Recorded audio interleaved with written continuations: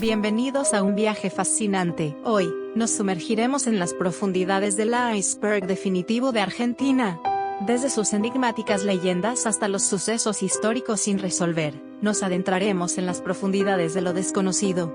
Prepárense, porque este será un video largo y repleto de misterios que he recopilado cuidadosamente para ustedes. Sin nada más que decir, comencemos.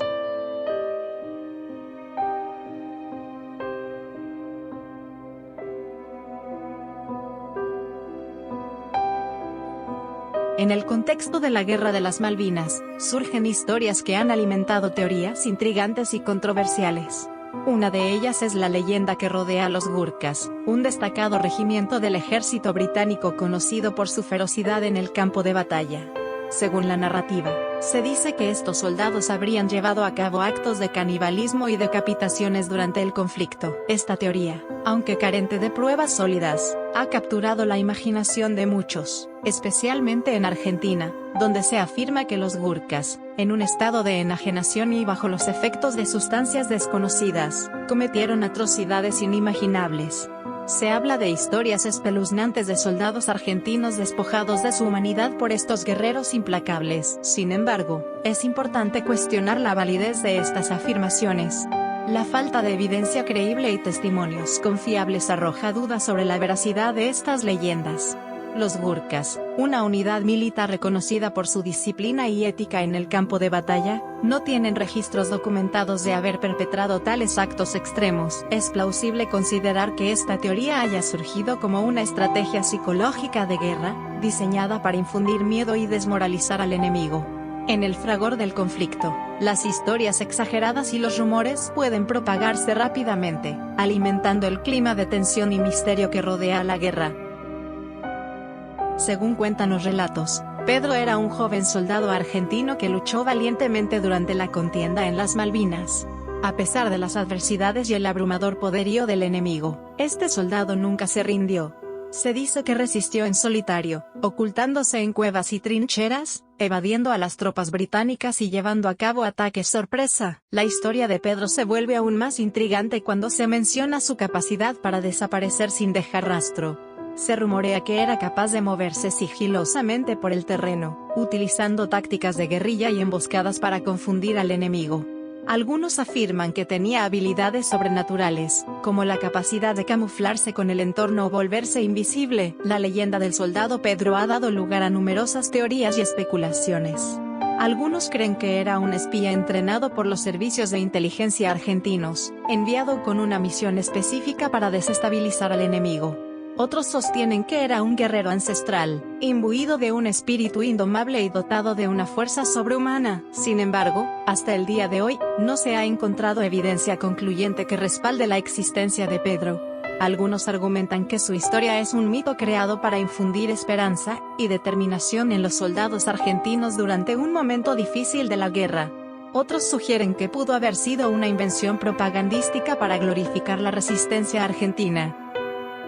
A pesar de que no existe evidencia sólida que respalde la teoría de que los mapuches trabajen para el Reino Unido, algunas teorías de conspiración sugieren una supuesta colaboración entre estos dos actores. Según estas teorías, se argumenta que el Reino Unido utiliza a los mapuches como una fuerza encubierta para desestabilizar la región y obtener beneficios estratégicos y económicos en el sur de América. Se plantea que el Reino Unido, a través de su experiencia en conflictos y operaciones encubiertas, habría establecido vínculos con líderes mapuches y grupos independentistas, brindándoles apoyo financiero y logístico. Se sostiene que este supuesto acuerdo permitiría al Reino Unido obtener una influencia encubierta en la región, ya sea para controlar recursos naturales estratégicos, desestabilizar a los gobiernos locales o mantener una presencia militar indirecta. En la provincia de Tucumán, Argentina, existen diversas historias y leyendas sobre supuestos túneles secretos que se extienden por debajo de la tierra. Estas narrativas sugieren la existencia de una red subterránea oculta que conecta diferentes lugares de la provincia, y que habría sido utilizada con propósitos diversos a lo largo de la historia. Una de las teorías señala que estos túneles fueron construidos durante la época colonial por los jesuitas, quienes habrían utilizado estos pasadizos para moverse de forma segura y secreta entre sus misiones y establecimientos. Se especula que estos túneles podrían haber sido utilizados para transportar bienes y personas, así como para escapar de posibles conflictos o persecuciones. Otra teoría sugiere que los túneles de Tucumán están vinculados a sucesos relacionados con la independencia de Argentina. Se dice que durante la lucha por la independencia, estos túneles sirvieron como refugio y vía de escape para líderes y combatientes patriotas, permitiéndoles moverse de manera discreta y evadir a las fuerzas enemigas. El viernes 3 de noviembre de 1995, la ciudad de Río Tercero en Argentina fue sacudida por 3 explosiones en la planta local de fabricaciones militares. Las primeras 2 explosiones ocurrieron en la planta de descarga, mientras que la tercera, la más grande, tuvo lugar en el depósito de expedición y suministros. El estruendo resultante hizo que miles de proyectiles almacenados en la fábrica se esparcieran por los barrios cercanos. En ese momento, el presidente Carlos Menem se presentó en el lugar, y afirmó que las explosiones habían sido producto de un accidente. Sin embargo, con el paso de los años, la investigación reveló que en realidad todo había sido intencional.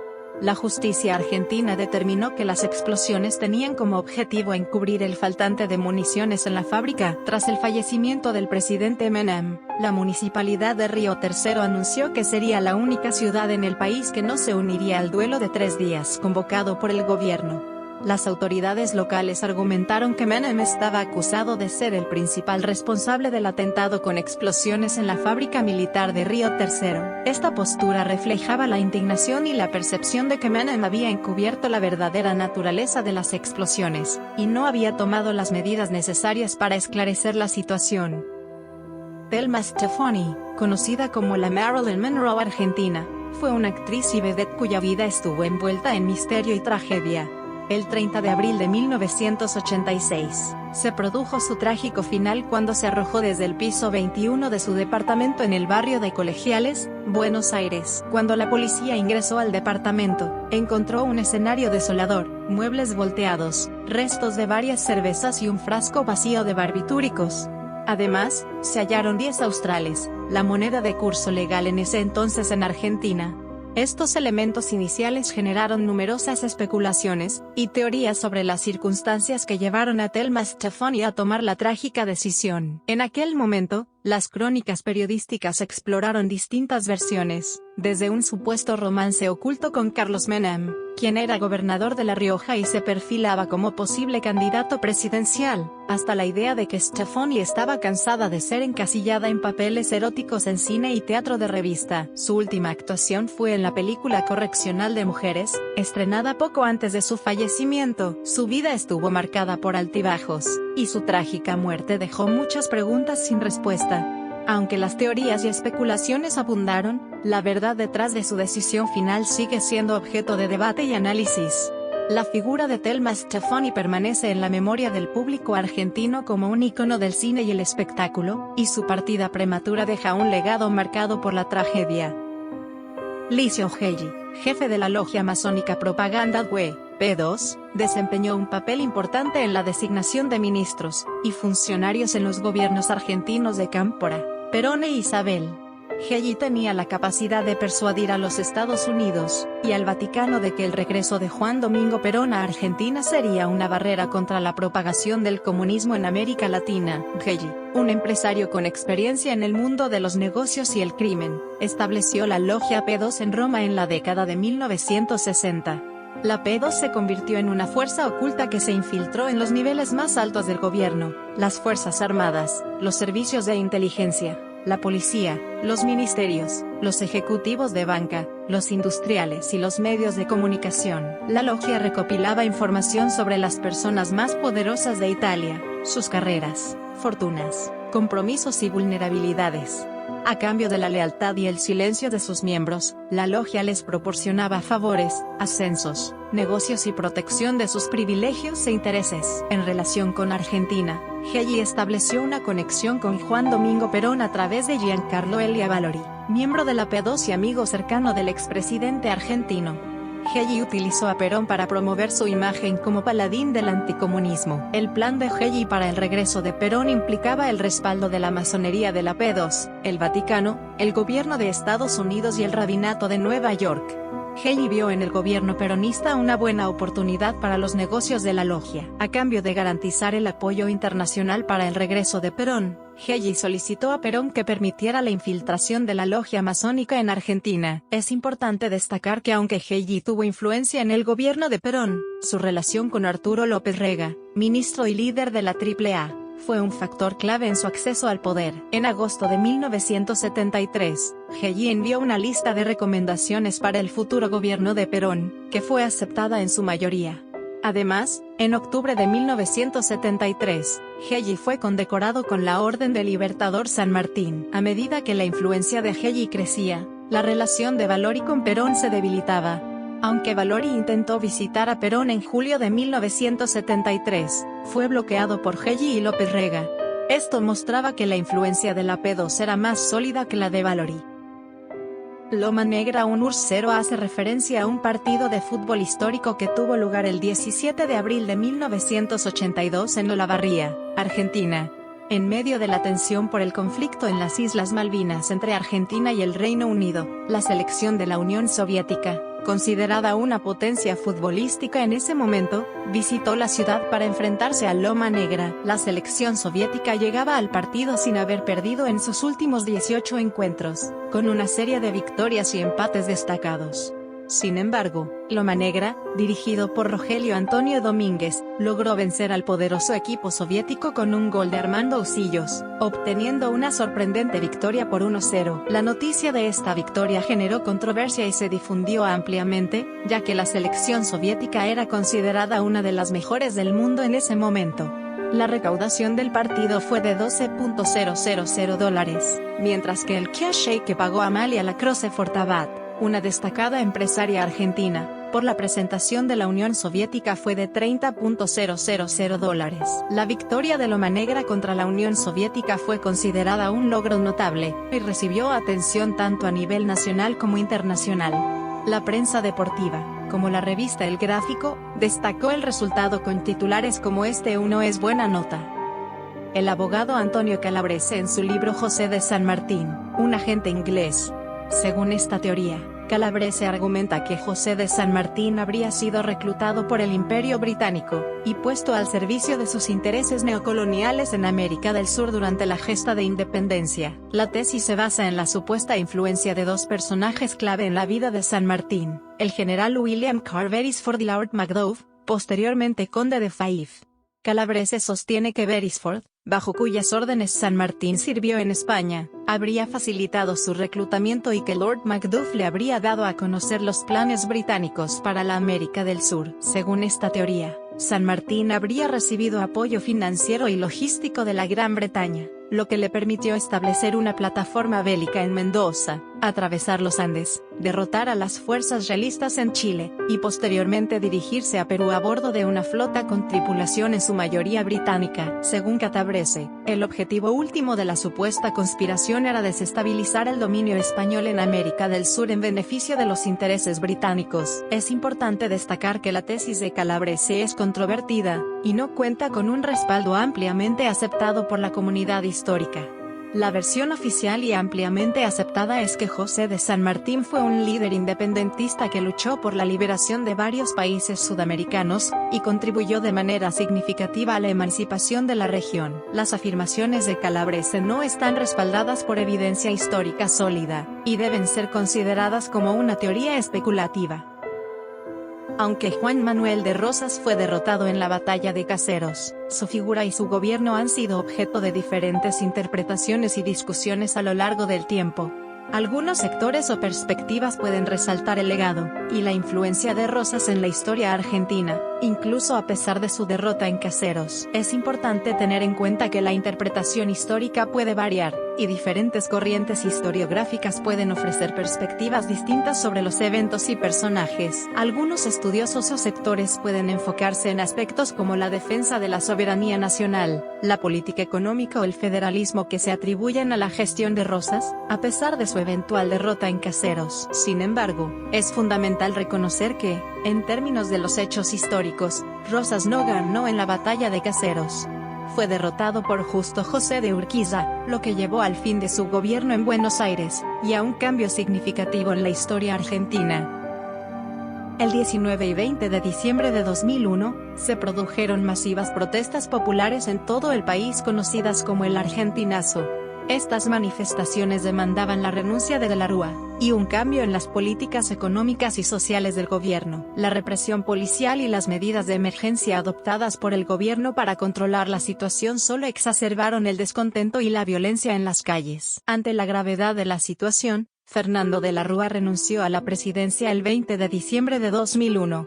Su renuncia fue interpretada ampliamente como un golpe de Estado institucional debido a las circunstancias excepcionales, y al fuerte descontento popular que llevaron a su salida del poder. Luego de su renuncia, se sucedieron varios presidentes interinos hasta que se convocaron nuevas elecciones presidenciales en 2003, que llevaron a la presidencia a Néstor Kirchner.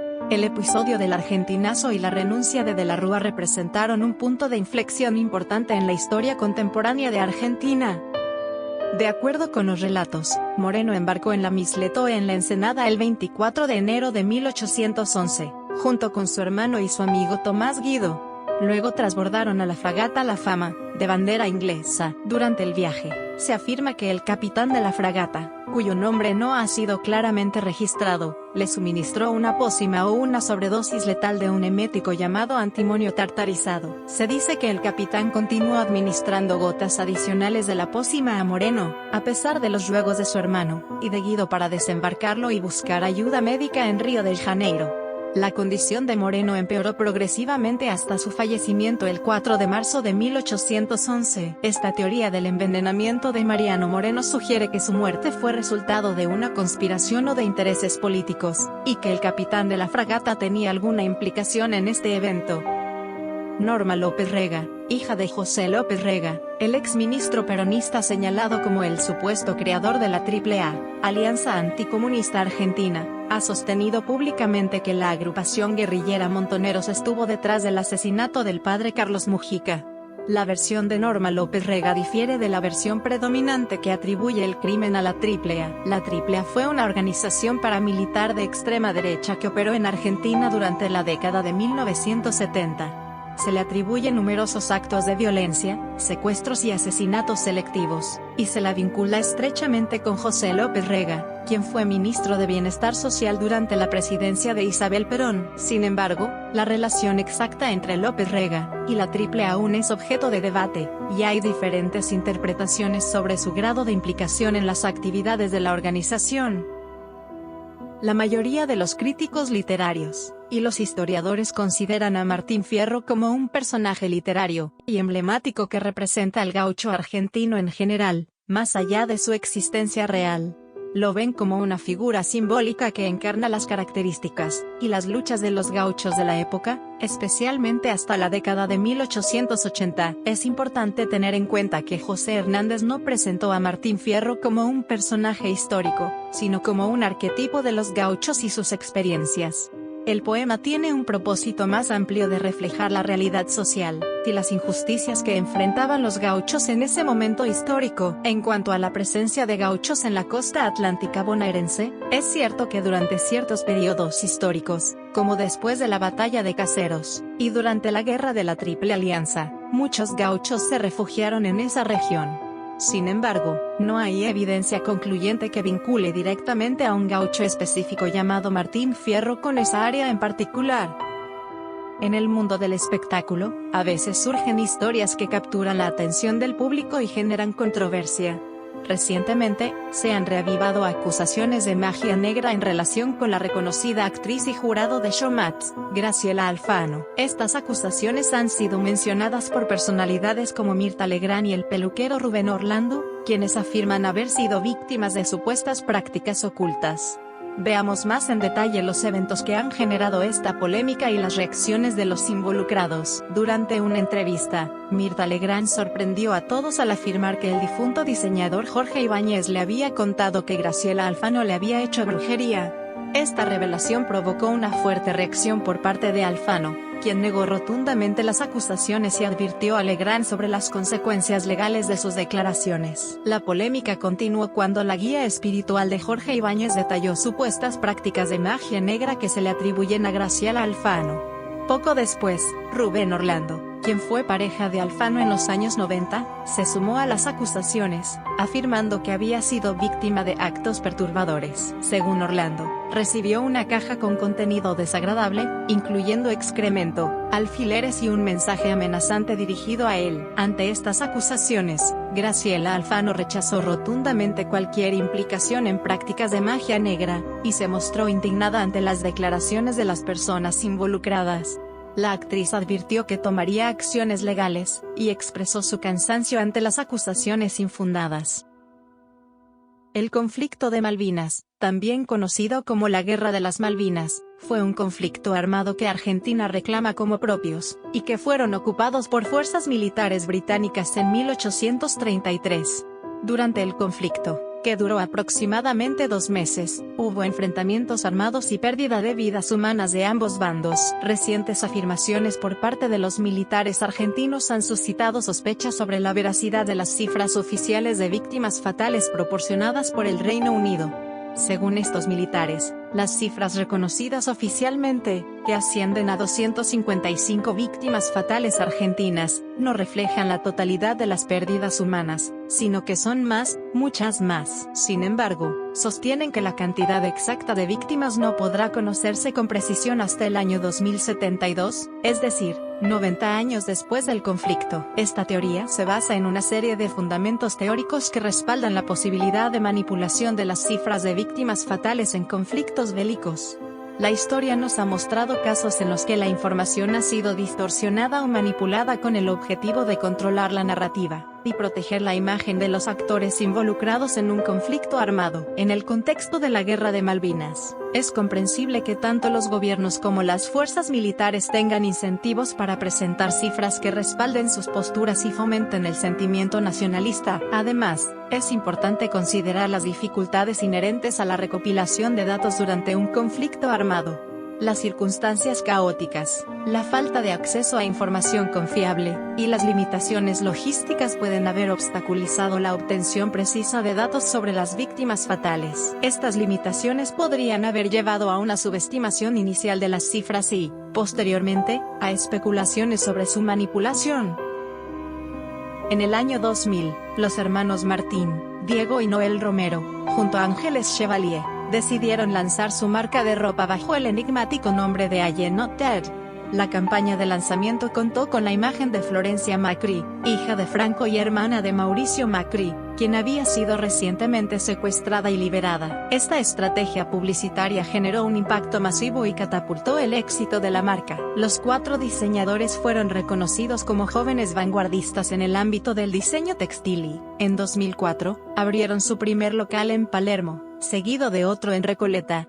Su propuesta de no postura como postura atrajo a adolescentes que buscaban sentirse únicos y auténticos. Según Noel, uno de los dueños de la marca, todo lo que hacen está impregnado de amor y buen gusto, y su crecimiento se debe al trabajo duro y dedicado. Aunque se especula sobre el significado de la sigla AY, los creadores de la marca prefieren mantener el secreto y reírse de las especulaciones.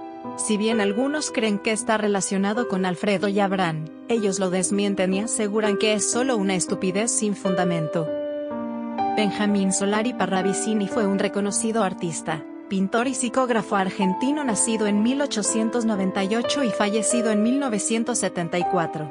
A lo largo de su vida, Parravicini se destacó por sus obras artísticas, y su capacidad para canalizar mensajes y visiones proféticas a través de dibujos y escritos. Sus visiones abarcaron una amplia gama de temas, desde eventos históricos hasta acontecimientos futuros y figuras destacadas de la época. Uno de los personajes recurrentes en las visiones de Parravicini fue el hombre gris. Según sus escritos y dibujos, el hombre gris representaba una figura misteriosa y enigmática, vinculada con el poder y la manipulación en los ámbitos políticos y económicos. Parravicini describió al hombre gris como alguien que operaba en las sombras, ejerciendo influencia y control sobre los eventos mundiales. Se cree que el hombre gris simbolizaba la figura de un líder invisible, detrás de escena, que manipulaba los hilos del poder en beneficio propio. Parravicini advirtió sobre el peligro de esta figura, y su capacidad para moldear el destino de la humanidad. Sus dibujos y escritos transmitían un mensaje de alerta y exhortaban a estar atentos a las acciones y decisiones tomadas por aquellos que ostentaban el poder. A lo largo de la historia, han surgido diversas interpretaciones y especulaciones sobre quién o qué podría representar el hombre gris en el contexto de la realidad política y social. Algunos han asociado esta figura con grupos secretos de influencia global, mientras que otros lo han vinculado con líderes políticos o empresariales en la sombra. Sin embargo, es importante tener en cuenta que las visiones de Parravicini eran subjetivas y abiertas a interpretaciones personales. Te invito a formar parte de nuestra comunidad. Suscríbete a nuestro canal de YouTube para disfrutar de contenido emocionante y entretenido. No olvides darle like a los videos que más te gusten. Tu apoyo nos motiva a seguir creando contenido de calidad. Gracias por ser parte de nuestro canal y nos vemos pronto.